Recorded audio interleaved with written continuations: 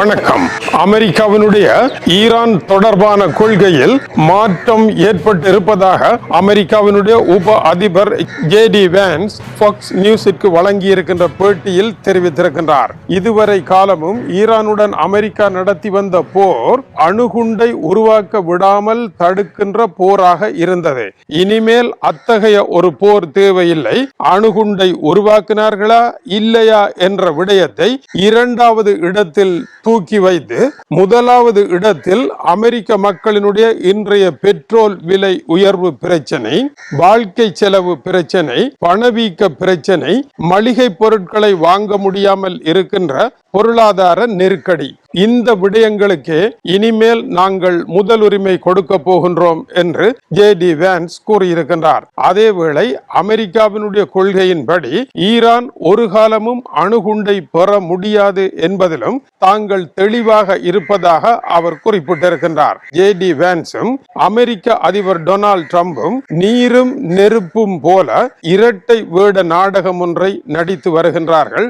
Donald Trump போரை விரும்புவது போலவும் ஜே.டி. வான்ஸ் போரை விரும்பாதவர் போலவும் இவர்களினுடைய நாடகம் இருக்கின்றது. ஜே.டி. வான்ஸ் தொடர்ந்து போரை வெறுத்து வருவது போன்ற பாவனையை காட்டுவதானது அடுத்து வருகின்ற ஜனாதிபதி தேர்தலில் அவர் போட்டியிட இருக்கின்றார். அதற்கு டொனால்ட் ட்ரம்பினுடைய ஆதரவும் இருக்கின்றது. இந்த நிலையில் டொனால்ட் ட்ரம்பினுடைய கொள்கைக்கு மாறான ஒரு கொள்கையுடன் தேர்தல் களத்தில் வருவதற்கு அவர் விரும்புகின்றார் என்பது ஒரு வியாக்கியானம். இரண்டாவது வியாக்கியானம், இப்பொழுது அமெரிக்காவில் நெருங்கி கொண்டிருக்கின்ற இடைக்கால தேர்தல் நடைபெற இருக்கின்றது நவம்பர் 3ஆம் தேதி. இந்த தேர்தலில் மண்கவ போகின்றோமோ என்கின்ற அச்சம் காரணமாக அமெரிக்க அதிபர் நிர்வாகம் தங்களுடைய கொள்கைகளை மாற்றி போட்டு புதிய ஒரு கொள்கைக்குள் வந்திருக்கின்றார்கள். இந்த புதிய கொள்கையில் மனம் மகிழ்ந்து வாழ்க்கை செலவு குறைந்து அமெரிக்க மக்கள் மகிழ்ச்சியாக டொனால்ட் ட்ரம்பிற்கு வாக்களிப்பார்களா என்றால் அதுதான் இல்லை. இது இருந்ததையும் கெடுத்துவிட்ட வேலை என்று டென்மார்க்கினுடைய பெர்லின்ஸ்க வாஷிங்டன் செய்தியாளர் ஜேக்கப் ஹைனல் வெளியிட்டிருக்கும் கருத்தில் அமெரிக்க அதிபர் டொனால்ட் ட்ரம்பினுடைய போர் கொள்கையானது கொள்கையளவில் தோல்வியடைந்திருக்கின்றது என்று தெரிவிக்கின்றார். ஏன் தோல்வியடைந்திருக்கின்றது? இப்பொழுது அமெரிக்க போரினுடைய தலையாய பிரச்சனையாக எரிபொருள் விலையே மாறி இருக்கின்றது. ஈரானினுடைய அணுகுண்டு பிரச்சனை என்ற இடத்தை விட்டு பின்தங்கி சென்று விட்டது. எனவேதான் அமெரிக்காவினுடைய கொள்கை எரிபொருள் விலை என்றால் அமெரிக்கா இந்த போரை தொடங்கியது அடிப்படையில் தவறு என்பதை அமெரிக்க உப அதிபரே இன்று ஏற்றுக்கொண்டிருக்கின்றார். இது போரினுடைய தோல்வியின் அடையாளமாக இருக்கின்றது. இந்த போரை தொடங்காமல் இருந்திருந்தால் ஹோர்முஸ் நீரிணை இயல்பாக இருந்திருக்கும். எரிபொருள் விலை மாற்றமடையாமல் குறைந்த நிலையிலேயே இருந்திருக்கும். இன்று டொனால்ட் ட்ரம்ப் நிர்வாகம் பிரச்சனையை தீர்த்து எரிபொருள் விலையை கட்டுப்பாட்டில் கொண்டு வருவதாக அறிவித்தாலும் போரை தொடங்கியதற்கு முன்னர் இருந்த விலை நிலைக்கு, அந்த கீழ்மட்ட நிலைக்கு விலையை குறைக்கவே முடியாது. எனவே இந்த போரானது தவறானதுதான் என்பதை டொனால்ட் ட்ரம்ப் நிர்வாகம் தன்னளவில் ஏற்றுக்கொண்டிருக்கின்ற ஒரு பிரகடனமாக இது இருக்கின்றது. ஹோர்முஸ் நீரிணையை திறக்க வேண்டும். அதை திறக்க முடியாத நிலையில் டொனால்ட் ட்ரம்ப் நிர்வாகம் இருக்கின்றது. அதை மட்டும் திறக்காமல் இருப்பார்களாக இருந்தால் டொனால்ட் ட்ரம்பினுடைய அரசியல் பேரழிவை சந்திக்கும் என்பதே இதுவரையான கணிப்பாக இருக்கின்றது. இதேவேளை அமெரிக்காவினுடைய போர் கொள்கையானது அடிதலையாக மாறி இருக்கின்ற நிகழ்வானது அமெரிக்க அதிபர் இந்த போரினால் எவ்வளவு பெரிய சலிப்படைந்திருக்கின்றார் என்பதும் அமெரிக்காவினுடைய உள்நாட்டு அரசியலில் எவ்வளவு பெரிய குழப்பமான நிலை நிலவுகின்றது என்பதையும் காட்டுவதாக இருக்கின்றது. அமெரிக்கா ஈரான் போரை இரண்டாவது கட்டத்திற்கு கொண்டு சென்றிருக்கின்ற இந்த செய்தி, அமெரிக்கா இந்த போரை ஏன் முன்னெடுத்ததோ அந்த நோக்கமே இரண்டாவது கட்டத்திற்கு பின்தள்ளப்பட்டு விட்டது என்பதே பொருளாக இருக்கின்றது. இனிமேல் அமெரிக்கா என்ன செய்ய போகின்றது? ஈரான் தன்னுடைய நிலைப்பாட்டில் மாற்றம் எதையும் செய்யவில்லை.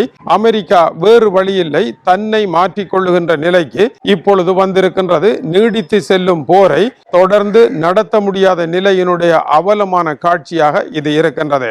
இந்த சம்பவம் கடந்த 24 மணி நேரங்களில் உலக ஊடகங்களில் முக்கிய இடம் பிடித்திருக்க இன்று காலை சூடேறி இருப்பது இந்தியாவினுடைய 80வது குடியரசு தினமாகும். 1947 1947 ஆண்டு ஆகஸ்ட் மாதம் 15ஆம் தேதி சுதந்திரமடைந்த இந்தியாவினுடைய சுதந்திர தினம் இந்த ஆண்டு என்ன முக்கியத்துடன் ஆரம்பிக்கின்றது என்பது கேள்வி. இந்திய பிரதமர் நரேந்திர மோடி இந்தியாவினுடைய தேசிய கொடியை ஏற்றி வைத்து புதுடெல்லி செங்கோட்டையில் இருந்து நாட்டு மக்களுக்கு உரையாற்ற இருக்கின்றார். இது உலக மக்களுக்கான தகவலாக இருக்க போகின்றது. 2047ஆம் ஆண்டு இந்தியா 100வது சுதந்திரத்தை அடைகின்ற பொழுது இந்தியாவை உலகத்தின் 3வது வல்லரசாக நிலை உயர்த்துவதற்கான வேலை திட்டங்கள் பலதை இந்திய பிரதமர் அறிவிக்க இருக்கின்றார். இது முக்கியமான விடயம். எப்படி சீனா 2049ஆம் ஆண்டு தன்னுடைய 100வது ஆண்டு சுதந்திர தினம் வருகின்ற பொழுது உலகத்தின் விண்வெளி வல்லரசாகவும் பொருளாதார முதன்மை நாடாகவும் இராணுவ பலத்தில் முதலிடமும் பொருளாதார பலத்தில் முதலிடத்தையும் எட்டி தொட வேண்டும் என்று இலக்கொன்றை வைத்து வேக செயற்படுகின்றதோ அது போன்ற இலக்குகளை வைத்து இந்தியா செயற்பட்டாலும் கூட இப்பொழுது அந்த இலக்கை மேலும் கூர்மைப்படுத்த வேண்டிய நிலையிலும் ஒன்றுபட்டு செயற்பட வேண்டிய நிலையும் இருப்பதை இந்திய பிரதமர் வலியுறுத்துவதற்கான வாய்ப்புகள் உண்டு. அதேவேளை தமிழகத்தில் முதல்வராக பதவியேற்றிருக்கின்ற திரைப்பட நடிகர் ஜோசப் விஜய் அவர்கள் இன்று தன்னுடைய முதலாவது சுதந்திர தின கொடியேற்ற வைபவத்தில் தமிழகம் சென்னை ஜார்ஜ் கோட்டையில் பங்கேற்று கொடியேற்றி வைக்க இருக்கின்றார். இந்த கொடியேற்றத்தின் பின்னதாக அவர் தமிழக மக்களுக்கான உரையை ஆற்ற இருக்கின்றார். அத்தருணம் குடியரசு தினத்திற்கான சிறப்பு விருதுகள் வழங்கப்பட இருப்பதாகவும் அப்துல் கலாம், கல்பனா சவால் போன்றவர்களினுடைய ஆளுமைகளின் அடிப்படையில் இந்த பரிசுகள் வழங்கப்பட இருப்பதாக தெரிவிக்கப்படுகின்றது. இந்த சம்பவம் நடைபெற்றுக் கொண்டிருக்க 80வது குடியரசு தினத்தில் இந்தியாவினுடைய 16வது குடித்தொகை கணக்கெடுப்புகள் நடைபெற்றுக் கொண்டிருக்கின்றன. இந்த குடித்தொகை கணக்கீடுகளில் 40 கேள்விகள் மக்களிடம் கேட்கப்படுகின்றன.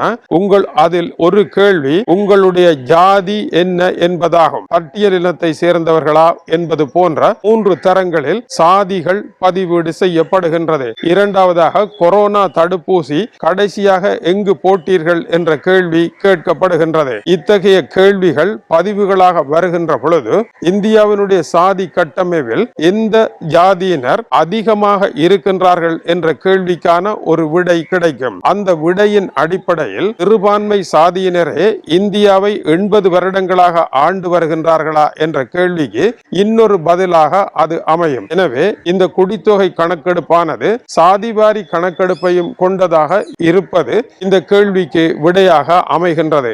ஆனால் ஐரோப்பிய நாடுகளில் இத்தகைய கேள்விகள் கேட்கப்பட மாட்டாது. சாதி என்ற கேள்வி அங்கு இடம்பெறுவதே கிடையாது. உங்களுடைய மதம் என்ன என்ற கேள்வி கேட்கப்பட மாட்டாது. இந்தியாவில் மதம் என்ன என்ற கேள்வி கேட்கப்படுகின்றது.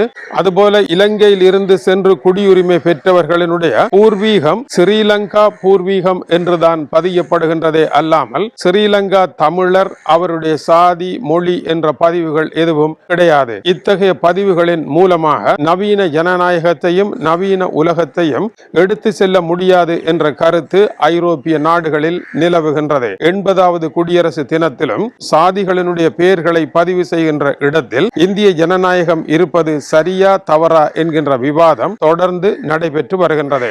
வணக்கம் உறவுகளே. சுந்தோஸ் முகமது இம்தியாஸ் என்ற எனது யூடியூப் சேனலை சப்ஸ்கிரைப் செய்யுங்கள்.